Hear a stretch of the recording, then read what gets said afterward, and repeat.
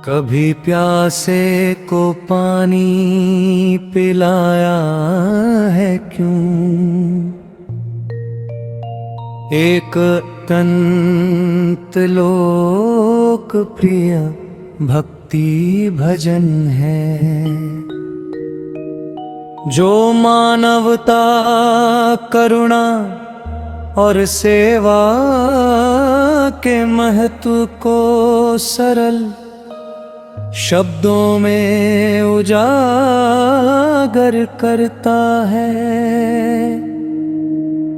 ये भजन सीधे सीधे श्रोता के हृदय से प्रश्न करता है, क्या हमने कभी किसी भूखे को रोटी दी, किसी नंगे को कपड़ा पहनाया, किसी दुखी को सहारा दिया। इसके माध्यम से ये स्पष्ट होता है कि सच्ची भक्ति केवल मंदिर मस्जिद में माथा टेकने या मंत्र जाप तक सीमित नहीं, बल्कि जीवों के प्रति दया और सेवा में निहित है।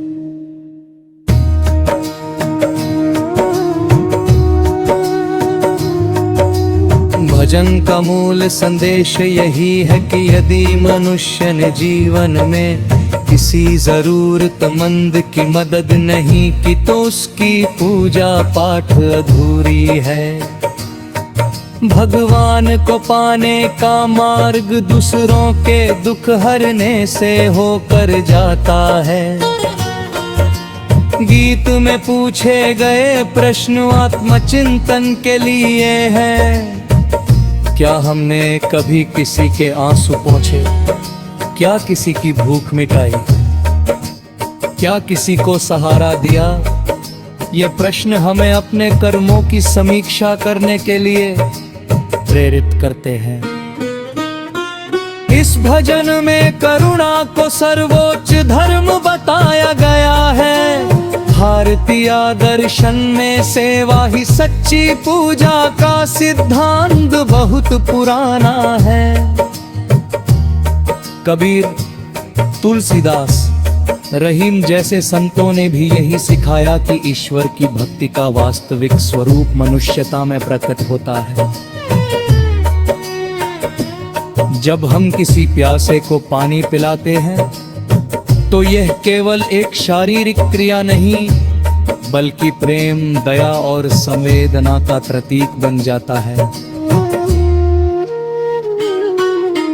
भजन यह भी दर्शाता है कि सांसारिक वैभव, धन दौलत, ऊंचा पद या दिखावटी धार्मिकता से ईश्वर प्रसन्न नहीं होते।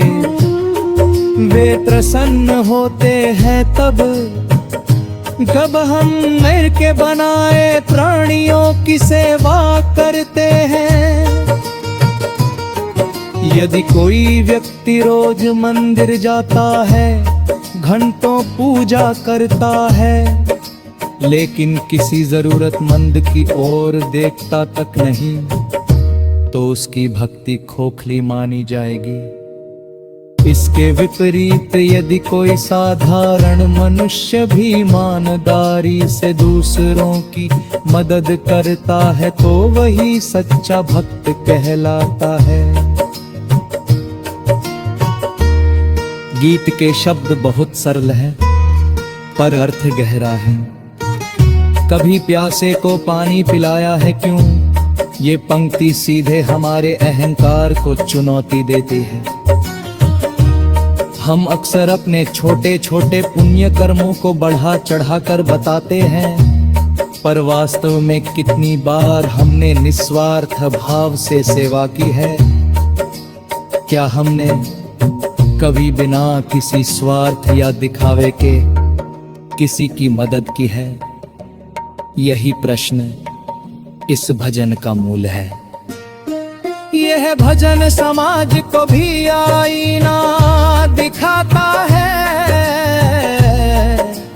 आज की दुनिया में लोग अपने अपने कामों में इतने व्यस्त है कि दूसरों की पीड़ा पर ध्यान ही नहीं देते।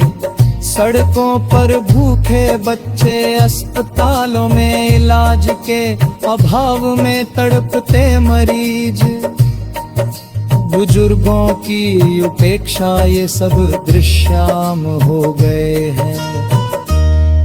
भजन हमें याद दिलाता है कि यदि हम इन सब के प्रति संवेदनशील नहीं हुए तो हमारी मानवता पर प्रश्न चिन्ह लग जाएगा।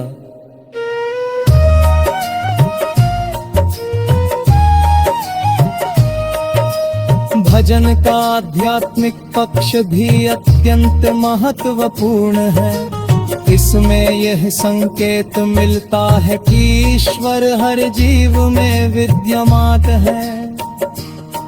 जब हम किसी की मदद करते हैं तो वास्तव में हम ईश्वर की ही सेवा करते हैं।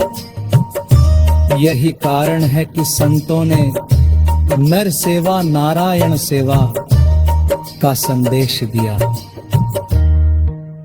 इस भजन में वही भाव प्रतिध्वनित होता है। ईश्वर मंदिरों में नहीं बल्कि भूखे प्यासे दुखी और असहाय लोगों में निवास करते हैं। गीत यह भी सिखाता है कि जीवन क्षणभंगुर है। आज हमारे पास जो कुछ भी है, धन, स्वास्थ्य, प्रतिष्ठा, सब अस्थाई है। मृत्यु के बाद न तो धन साथ जाएगा, न ही पद या प्रतिष्ठा। केवल हमारे कर्म ही हमारे साथ जाएंगे। यदि हमने जीवन में किसी का भला किया है तो वही हमारे लिए पुण्य बनेगा। इस दृष्टि से भजन हमें कर्मयोग की ओर प्रेरित करता है। भजन का भाव पक्ष अत्यंत मार्मिक है। जब इसे मधुर संगीत और सादे गायन के साथ प्रस्तुत किया जाता है तो यह सीधे दिल को छू जाता है। श्रोता अनायास ही अपने जीवन पर विचार करने लगता है।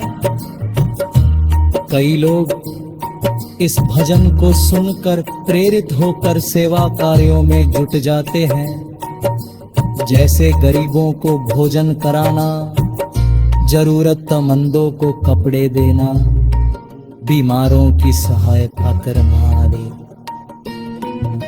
शास्त्र में करोता से